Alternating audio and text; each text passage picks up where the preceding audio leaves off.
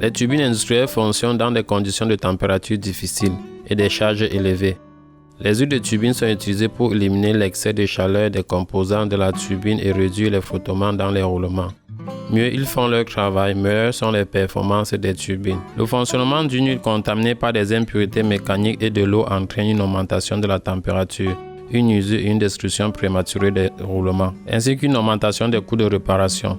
Par conséquent, la tâche naturelle de Globecor était de développer une nouvelle machine qui fournirait un nettoyage efficace des huiles de turbine, de l'eau et des impuretés mécaniques, tout en se déplaçant dans l'espace limité des compartiments des centrales électriques. Devant vous se trouve une machine appelée CMM4CTN, d'une capacité de 4,5 m3 par heure. Pour obtenir les dimensions les plus petites possibles, seules 2 pompes sont utilisées, la vide et l'évacuation.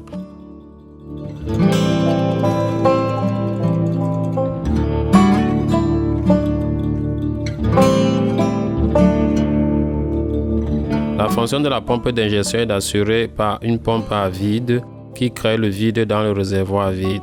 Sous l'influence du vide, le récipient est rempli d'huile qui passe d'abord à travers un filtre à maille et se réchauffe.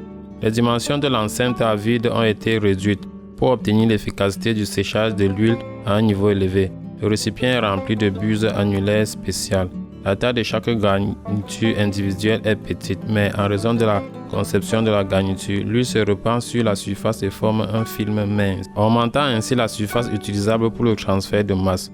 Sous l'influence du vide, l'eau est évaporée de manière intensive de l'huile, suivie d'une collecte dans les conteneurs de condensate. Ensuite, la pompe de vidange se met en marche et pompe l'huile à travers les filtres fins vers la sortie de l'installation.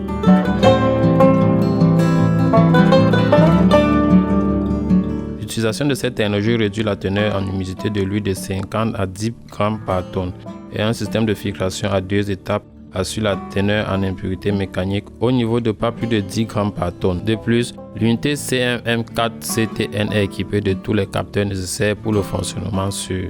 Les capteurs de niveau surveillent le niveau de l'huile dans le réservoir vide et envoient des signaux pour ouvrir ou fermer les électrovents lorsque la mousse apparaît. Les capteurs de mousse envoient un signal à la valve pour libérer et le réchauffeur ne commencera pas à fonctionner tant que le contrôleur de débit n'aura pas détecté l'apparition d'un débit d'huile. La température actuelle de l'huile est contrôlée par la résistance thermique et le thermostat éteindra le chauffage à temps et empêchera l'huile de surchauffer. Par conséquent, l'opérateur peut quitter l'installation pendant un certain temps sans se soucier de la sécurité du fonctionnement.